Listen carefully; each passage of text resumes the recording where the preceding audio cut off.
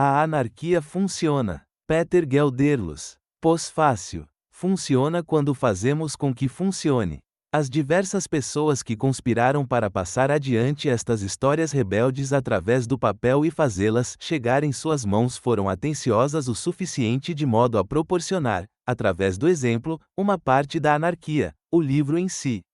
Imaginar a rede descentralizada, o caos harmônico, a confluência de desejos livres, foi o que o fez possível. Com paixão e determinação, milhões de pessoas deram vida às histórias que apresentamos, e muitas delas lutaram, inclusive além do ponto de uma derrota certa, com a esperança de que suas utopias pudessem inspirar futuras gerações. Centenas de outras pessoas documentaram estes mundos e os mantêm vivos em nossas mentes. Uma dúzia mais delas se uniram para editar, desenhar e ilustrar o livro, e inclusive colaboraram com a correção, impressão e distribuição. Não temos chefes nem nos pagam para fazer isso. De fato, o livro se vende a preço de custo e nosso objetivo com a distribuição não é fazer dinheiro, mas sim compartilhá-lo com vocês. Editar livros é uma empresa que supunhamos devíamos deixar aos profissionais, e os livros eram algo que supunhamos havíamos que comprar e consumir, e não algo que nós mesmas fizéssemos. No entanto, nos permitimos perseguir esse projeto, e esperamos ter demonstrado que você também pode. Pode ser tentador apresentar tão ambicioso projeto como um produto final realizado por arte da magia, deixando quem está lendo adivinhar como o fizemos e desfrutar dessa ilusão nós mesmos. Porém, às vezes é melhor deixar que uma importuna rajada de vento levante as cortinas e revele o que há por trás do cenário. Este livro, então, não é diferente de todos os demais exemplos iluminados neste documento, que em sua criação foi também uma questão de conflito construtivo. O conjunto de pessoas responsáveis de forma imediata na publicação não é um círculo homogêneo, senão que inclui grupos editoriais com diferentes modos de funcionamento, e um autor principal para quem a escritura é uma atividade individual. Devido às diferentes necessidades e opiniões, algumas pessoas não podiam ver como este projeto conseguiria acabar, e como anarquistas, elas eram livres para abandonar o grupo quando assim o desejassem, já que já haviam influenciado positivamente o manuscrito. Enquanto isso, graças à flexibilidade da organização, o projeto pôde continuar. Sendo o individualista neste grupo, aprendi e me desenvolvi de uma forma que seria impossível se estivesse em um grupo autoritário. Com um editor tradicional, me veria obrigado a ceder quando aparecesse um desacordo, não por ser convencido de seus pontos de vista, senão devido ao fato de que eles controlam os recursos e poderiam ter determinado se o livro seria impresso ou não.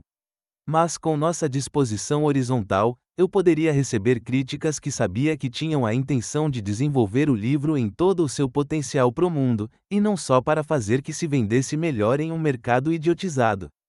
É claro, a publicação de um livro não é a conquista mais surpreendente, e esta pequena acumulação de papéis, por lutadora que seja, certamente não vai desatar uma tormenta no Winter Palace. Mas um de nossos pontos mais básicos é que a anarquia é muito mais comum do que nos tem feito acreditar.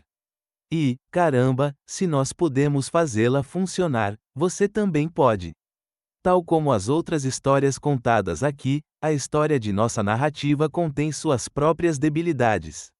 Eu gostaria de ser o primeiro a pontuá-las. Inevitavelmente, algumas coisas estão faltando. Uma delas tem a ver com realismo.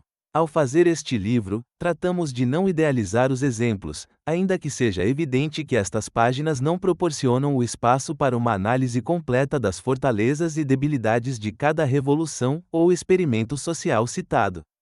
Porém, quisemos dar uma ideia da abundância de complexidades e dificuldades que espreitam sob a superfície de cada exemplo da anarquia. Mas se o livro é de alguma forma bem-sucedido, se os leitores simplesmente não dizem, "Oh, que lindo, a anarquia é possível", e logo voltam para suas vidas, mas que realmente se armam com esse conhecimento para mergulharem na criação de um mundo anarquista, rapidamente você descobrirá o quão difícil é fazê-lo. A verdade é que às vezes a anarquia não funciona. Às vezes, as pessoas não aprendem a cooperar, ou um determinado grupo não encontra a forma de compartilhar as responsabilidades, ou as disputas internas deixam todo um movimento mal amparado e incapaz de sobreviver às graves pressões do mundo ao seu redor. Mesmo alguns dos exemplos descritos neste livro finalmente vieram abaixo devido seus próprios fracassos internos. Em outros casos, uma comunidade libertada foi brutalmente reprimida, um centro social ocupado que criou uma bolha de liberdade contra o Estado e o capital será despejado pelo proprietário, ou o Estado encontrará alguma desculpa para prender aquelas pessoas que lutam para criar um mundo novo. Muitas pessoas que lutaram pela anarquia terminaram mortas e derrotadas, ou simplesmente desmoralizadas. E seus sacrifícios não serão celebrados, a menos que nós mesmas escrevamos aquela história, para aprender com seus erros e nos inspirarmos pelas que venceram. Outra falha deste livro é que não fomos capazes de idealizar o suficiente estes exemplos. Receio que nossa humilde intenção de sermos objetivos omite a inspiração que se sente ao pôr a anarquia em prática, apesar de todas as dificuldades. As histórias aqui apresentadas são reais, em um nível mais profundo que as notas de rodapé e a crônica de datas e nomes possam expressar. Algumas dessas histórias vivenciei por mim mesmo, e estão misturadas na própria redação do livro. A tediosa satisfação de organizar infoshops e aprender a utilizar o consenso, desafiando o asfixiante terreno psicológico dos Estados Unidos, foi minha inspiração para o início de um livro sobre o que na realidade deveria ser um mundo anarquista. Ainda que não tenha terminado, este projeto me levou a investigar e conhecer quais caras a anarquia já teve. Em um banco no Parque de Berlim, enquanto descansava após estudar o movimento autônomo daquela cidade, esbocei um esquema deste novo livro, e um par de semanas depois, em Cristiania, vi como todo um bairro que vive em anarquia parece perfeitamente normal. Me ocorreu que poderia encontrar muito mais histórias de vida se eu procurasse. Durante o ano seguinte, fui visitar um acampamento anarquista de 75 anos nos Países Baixos, e mergulhei em uma continuidade de lutas em que o passado não encerra o presente, senão que o fecunda.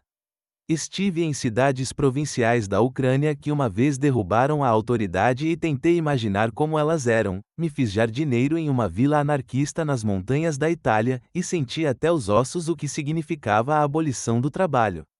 Em minhas viagens, mantive correspondência com um de meus melhores amigos que foi a Oaxaca durante 6 meses e participou na rebelião de lá.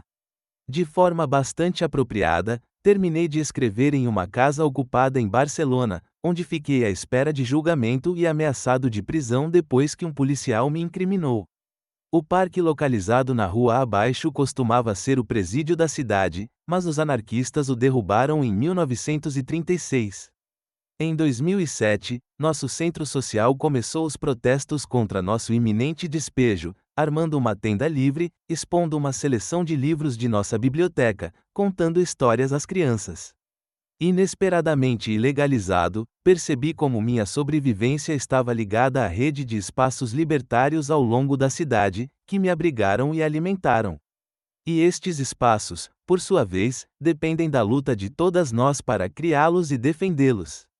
O mesmo é certo de todas as outras histórias que temos visto. Nenhuma delas deve sua existência aos espectadores. Estas histórias mostram que a anarquia pode funcionar, mas temos que as construir nós mesmas. A coragem e a confiança que precisamos para fazer isto não se podem encontrar em nenhum livro. Elas já nos pertencem, só temos que reclamá-las. Que estas histórias saltem de suas páginas e entrem em seus corações, e encontrem vida nova. Peter Gelderlos, Barcelona, dezembro de 2008.